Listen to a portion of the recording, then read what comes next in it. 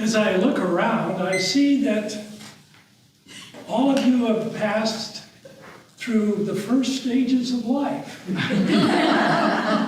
Infancy, childhood, adolescence, and early adulthood. Now's the second half of living. Toastmaster, fellow Toastmasters, and guest, I'm going to do three things. Number one, I'm going to give you a brief overview of how aging has been portrayed. Then I'm going to also talk about this midlife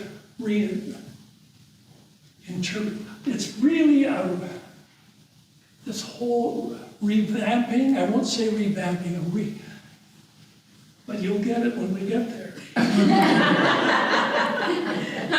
And number three, I'm going to give you some takeaway questions.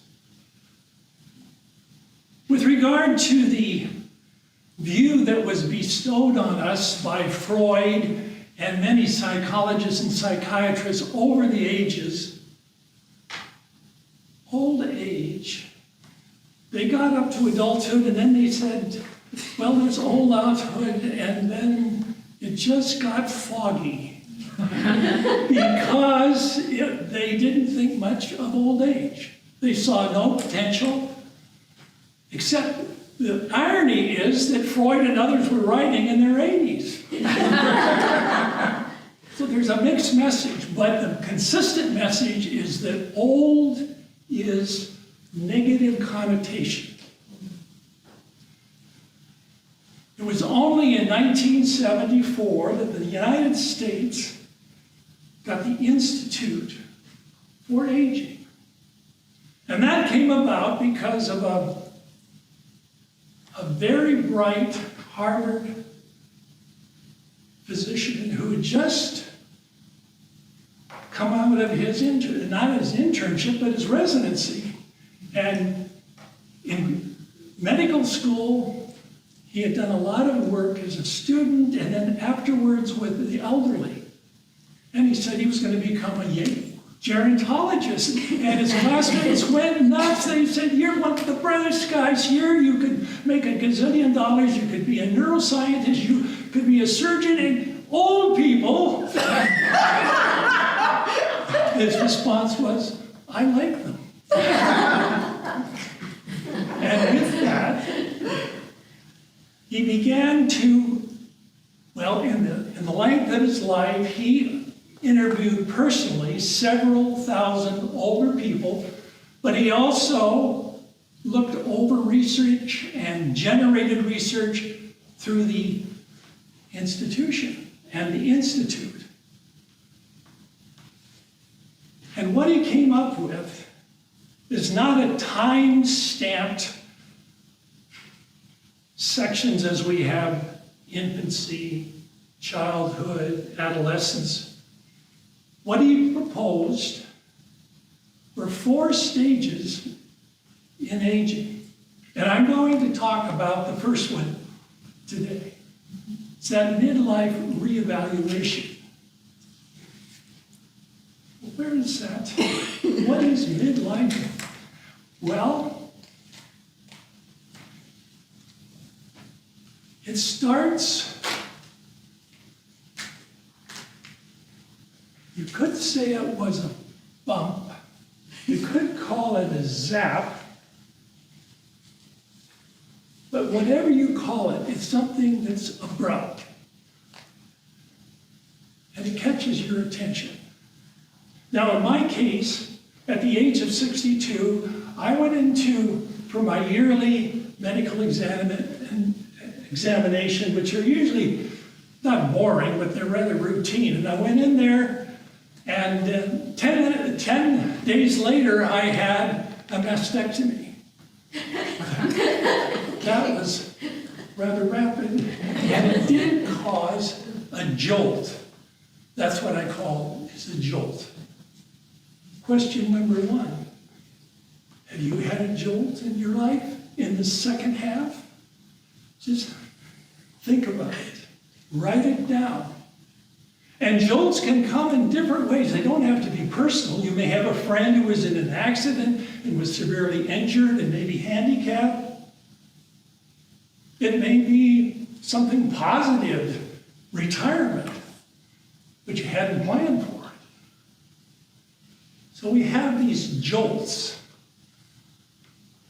And it's important to look at the jolt and say, what's it connected to? It's always connected with death. And that's not one of the things that, I will get to that later, but I want to warm you up before I get to death. That's a sidebar comment, but it's there. Death is just a reality, and it's a reminder when we have some of these jolts. Another thing that we do, which happens in a reevaluation, is we begin to reflect more. Keeping in mind that part of aging is reflection on our experience. That generates wisdom.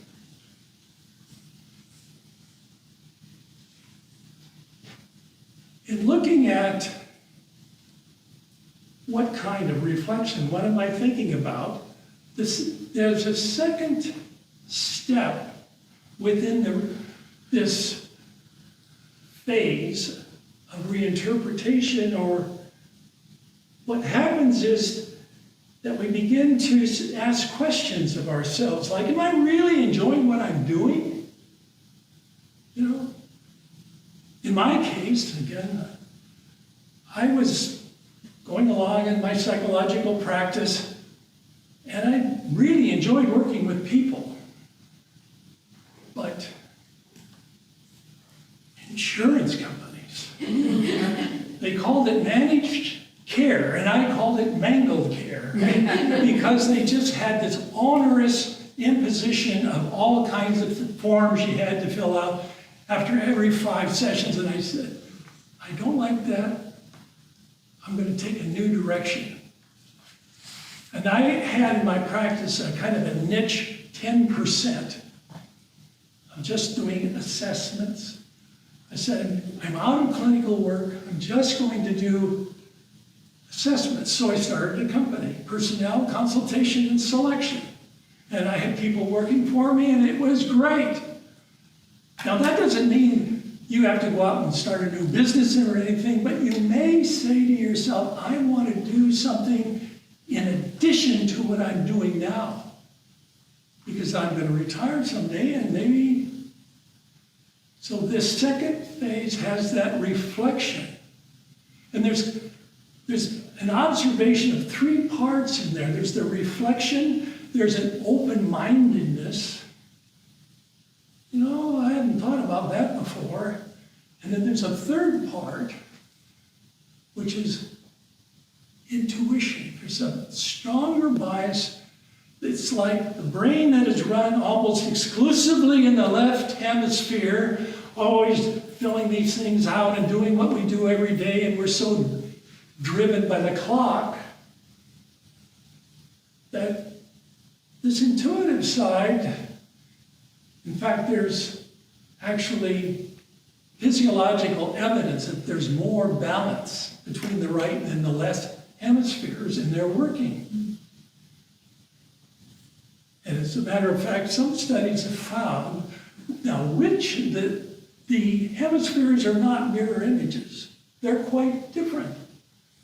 Which one is 15% larger than the other in weight? What, the right? The right. The right is right. Now that's, we want to oversimplify things, but we tend to think of things in sort of narrow categories. But as we loosen up, reflect, be more open-minded, and let the intuitive and more creative side come in, voila, life becomes more more enjoyable. And that's why in old age or super age, there's a lot of creativity. And that's one path I'm following and working with senior citizens in discussion groups, the creative side of old age, because it is full of opportunities. In summary, I've given you a little snippet of the history of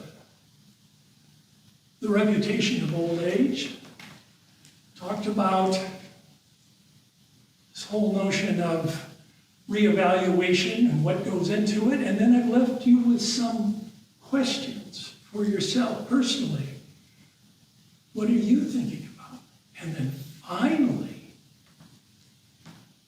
like a series on television, are you ready to hear eventually about the next 3 stages of the second half of your life? Yes. Toastmaster.